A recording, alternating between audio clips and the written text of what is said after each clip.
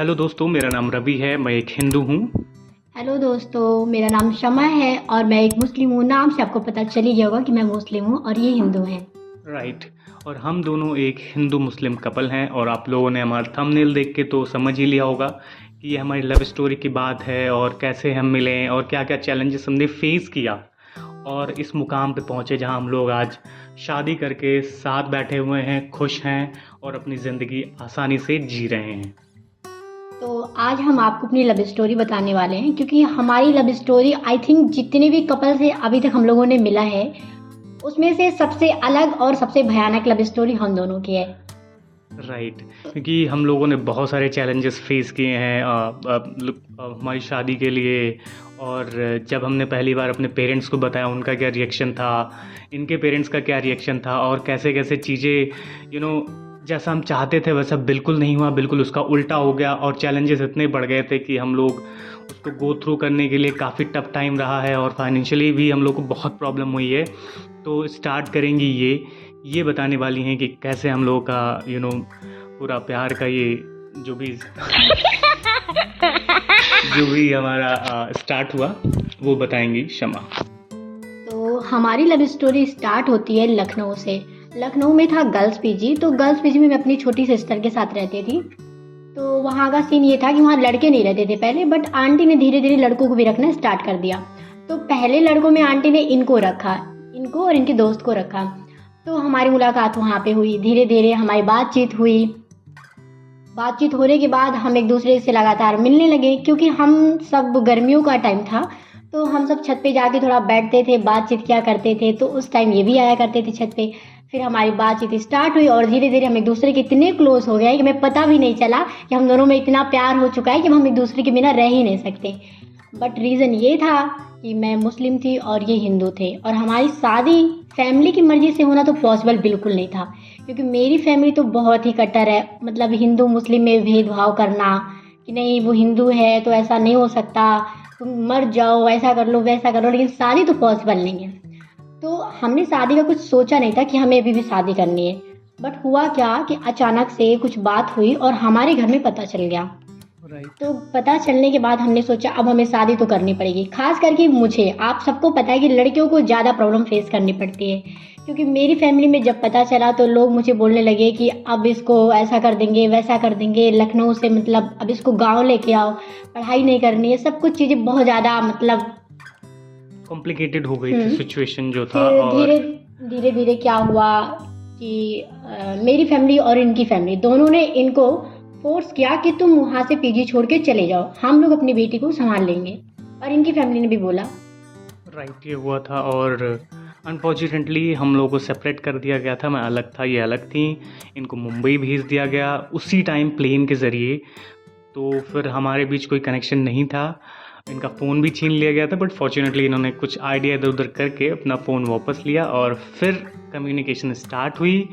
तो मुंबई में जाके इनके साथ भी सिचुएशन बहुत बुरा हो गया ना कि वो जो इसको कुछ खिला दिया है, लड़के ने इसको पागल कर दिया है, ऐसे सब भी सिचुएशंस हो गए थे। तो कोई बाबा आए और उन्होंने झाड़ फूँक शुरू कर दिया कि इसको ऐसे कर दिया गया है, अब इसको क्या करना है, इसको 20-21 दिन घर में ही रखना है, इसको बाहर नहीं जाने ताकि देना वो है। लड़के को भूल जाए। अगर उस राइट। लड़के ने कुछ कराया है तो 20-21 दिन इसको घर के अंदर रखो, कहीं जाने मत दो, फ़ोन मत टच करने दो, उस लड़के से कांटेक्ट मत होने दो। उन लोगों ने बहुत कोशिश की, लेकिन मैंने भी मुश्किल से 1 से 2 दिन लखनऊ में मतलब गुजारे होंगे। मैंने भी जिद मुंबई पे, में राइट।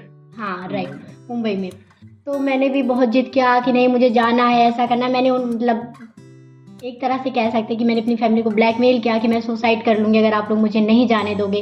तो मेरी भी फैमिली परेशान हो गई, लेकिन उन्होंने जाने की परमिशन नहीं दी। फिर मैंने भी डिसाइड किया कि मैं कुछ अलग सोचती हूँ और अलग इनसे बताती हूँ। तो मैंने भी उनसे बोला ठीक है, अब मैं लड़के से बातचीत नहीं करूँगी और ना ही मैं उसे कांटेक्ट करूँगी, क्योंकि वो लड़का अगर मुझसे प्यार करता तो अगर मैं प्रॉब्लम में हूँ, लेकिन वो तो लड़का है, वो तो मुझे कॉल कर सकता है, मैसेज कर सकता है, आ सकता है, मुझे इस सिचुएशन से निकाल सकता है। बट उसने जब कोशिश नहीं की तो मैं भी उस लड़के के पीछे नहीं जाऊंगी। मैंने अपनी फैमिली को ऐसा बोला ताकि वो मुझे मुंबई से लखनऊ भेज दे, और ऐसा ही हुआ।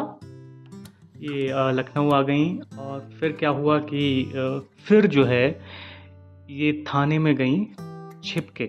मतलब इनकी फैमिली वाले इनके ऊपर नज़र रख रहे थे, लेकिन फिर भी बच के किसी भी तरीके से ये थाने पहुंची। फिर मुझे थाने में बुलाया गया। 2-3 घंटे बहुत जम के इधर उधर चीज़ें हुई, बहुत कॉम्प्लिकेटेड हो गई थी। तो एट द एंड हमने डिसाइड किया कि हम साथ में रहेंगे, और हमने थाने में ये चीज़ साफ साफ बोल दी। मेरी भी फैमिली गई थी, इनकी भी फैमिली गई थी। वो लोग बहुत गुस्सा करने लगे। इवन इनकी फैमिली में से एक तो लोगों ने इनके ऊपर हाथ भी उठा दिया कि तुम अभी भी उस लड़के के साथ जा रही हो, बहुत तकलीफ़ होगा तुमको, मतलब बहुत सारी चीज़ें होने लगी थी। और मेरी भी फैमिली एक तरीके से, जैसे ही मैंने एग्री किया, उन्होंने भी मुझे फिर पीछे मुड़ के देखने वाली बात नहीं, मतलब कि जाओ जो मर्जी वो करो, हमें तुमसे मतलब नहीं है। जब हमने ये डिसीजन लिया तो वो काफ़ी टफ टाइम था, और उस टाइम मेरे पास पैसे भी बहुत कम थे, और मतलब क्योंकि रहने का भी शेल्टर कहीं नहीं था, हमें होटल में रुकना था, और होटल के लिए पैसे नहीं थे हमारे पास। तो फिर हम जोड़ जोड़ के एनी हाउ चीज़ें कर रहे थे।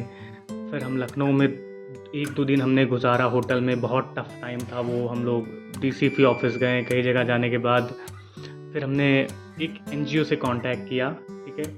और फिर क्या हुआ, फिर एनजीओ ने काफ़ी हेल्प किया, और फिर हमें जो है बस से दिल्ली आना था।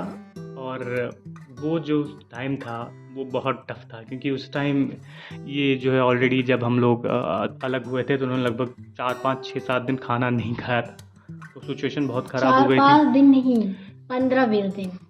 राइट, 15-20 दिन। और तो इनकी तबीयत बहुत ख़राब हो गई थी। तो बस से हम लोग जा ही रहे थे, तो उस बीच इनकी तबीयत इतनी तेज़ ख़राब हो गई कि मतलब बहुत कॉम्प्लिकेटेड सिचुएशन हो गया था। फिर हमें बीच में ही बस को रोकना पड़ा। तो बस वाले ने हमें साफ साफ बोल दिया कि बस ज़्यादा टाइम नहीं रुकेगी यहाँ पे, तो क्या करना होगा, तुम लोग यहीं उतर जाओ, फिर दूसरे बस में आ जाना।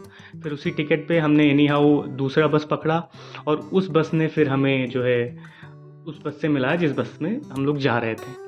उस दौरान हमने मतलब क्या, पहले बस वाले ने जो हमें वहाँ उतार गया था, उसने हमें दूसरे बस वाले का नंबर कांटेक्ट दिया कि आप जब हॉस्पिटल से आना तो इसको कांटेक्ट करके और इस बस में बैठ जाना। और इतनी बुरी बात ये थी कि वहाँ पे हॉस्पिटल ही नहीं था। हमने तो हाँ। बड़ी मुश्किल से हमें एक गवर्नमेंट हॉस्पिटल मिला, वहाँ हम गए।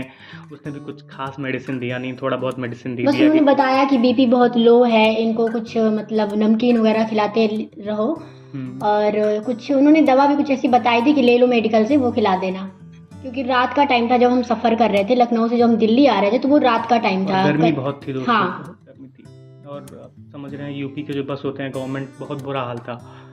करीबन हम 3 बजे के आसपास दिल्ली पहुंचे थे, और उस टाइम हमारे पास पैसा भी नहीं था कि हम डायरेक्ट मतलब कुछ भी पैसे हैं इतने कि हम होटल ले लें और वहाँ पे स्टे कर लें, मॉर्निंग में एनजीओ से मिले। तो हमने 3 बजे से लेके 8 बजे तक का जो टाइम था वो बाहर रोड पे ही गुजारा। राइट, रोड पे। ये एक्चुअली मेरे लैब पे सोई हुई थी, क्योंकि इनकी तबीयत बहुत ज़्यादा ही ख़राब थी। होटल भी नहीं था हमारे पास, बहुत बुरी सिचुएशन थी दोस्तों। उस एनजीओ के भरोसे हम बैठे थे। तो एनजीओ की जो टाइमिंग थी खुलने की वो यही थी कि 8 से 10 बजे के बीच ही खुलेगा, और उससे पहले कोई भी हमें वैसे मदद नहीं मिल पाई। तो हमें वहीं बस स्टेशन जो था वहीं हमें इनको सोना पड़ा, और हमें पूरी रात बितानी पड़ी। बहुत डिफ़िकल्ट सिचुएशन था यार, उसको याद करके फिर रोंगटे खड़े हो जाते हैं हमारे कि कैसे कैसे चीज़ों को हमने गो थ्रू किया और इस मुकाम पे पहुँचे। तो ये तो थी एक और साइड इसकी। और इसके अलावा जो साइड्स हैं कि कैसे इनको घर में बंद कर दिया गया था, पुलिस थाने में क्या बात हुई थी, और कैसे ये वहाँ से निकल पाई थी, इन सब चीज़ों को जानने के लिए हमारे चैनल को आपको सब्सक्राइब करना होगा, क्योंकि हम लोग ये पहली बार बना रहे हैं, हमें सपोर्ट की बहुत नीड है दोस्तों। तो आपको चैनल सब्सक्राइब करना है, और जो नेक्स्ट पार्ट आएगा उसमें हम ये सारी चीज़ें कवर करेंगे कि कैसे ये थाने से निकली, थाने वालों ने उनसे क्या कहा, इनके पेरेंट्स ने क्या इनको धमकी दी, मेरे पेरेंट्स ने मुझे क्या धमकी दी, वो सारा कुछ हम बाद क्या हुआ, राइट, आगे क्या हुआ, कैसे इनकी जान एक बार जो है खतरे में पड़ गई थी, वो सब चीज़ें हम आपको बताएंगे, लेकिन वो अगले ब्लॉग में। और अगर आपको ये हमारी वीडियो पसंद आई हो तो प्लीज़ लाइक ज़रूर करना और चैनल को सब्सक्राइब करना, और हमें भर के सपोर्ट करना, भर के ज़रूर, ताकि हम अपनी फैमिली को ये दिखा सकें कि हम अलग रह के भी बिना किसी के सपोर्ट के भी खुश रह रहे हैं और अपनी लाइफ को अच्छे से एंजॉय कर रहे हैं। और हम लोग बस यही प्रे करते हैं कि जल्द से जल्द हमारी फैमिली भी हमें खुशी से एक्सेप्ट कर ले, ताकि हम अभी तो हम खुश हैं एक दूसरे के साथ, बहुत खुश हैं, बट ये होता है कि आप कितना भी खुश रह लो, बट विदाउट पेरेंट्स के वो खुशी आपको नहीं मिलती है। तो हम भी यही आशा करेंगे कि हमारी भी फैमिली अगर ये वीडियो देख रही हो तो हमसे कांटेक्ट करें, और हमें बातचीत सपोर्ट करें। करें। राइट, बहुत नीड होती है दोस्तों, इन सब सिचुएशन में सपोर्ट की बहुत नीड होती है। और अकेले चीज़ों को करना बहुत मुश्किल काम होता है, क्योंकि पहली बार आप ये सब चीज़ें कर रहे होते हैं। तो हम दोनों के लिए तो बहुत टफ था। हम आपको पूरी स्ट्रगल बताएंगे, लेकिन वो अगले पार्ट में बताएंगे। ये हाँ, पार्ट तो क्योंकि बस वीडियो हम बहुत चाहते बड़ी हो हैं, जाएगी। हाँ राइट, आप लोग भी बोर ना हो इस वजह से। थैंक यू तो दोस्तों। ये वीडियो हम यहीं पे ख़त्म करते हैं। अगला पार्ट जो आएगा उसको आप ज़रूर देखिएगा, क्योंकि उसमें इतनी भयानक स्टोरी होगी जो शायद सुनने के बाद आपके भी रोंगटे खड़े हो जाएंगे। राइट। तो वीडियो प्लीज़ अच्छी लगी हो तो लाइक कर देना और चैनल को सब्सक्राइब कर लेना।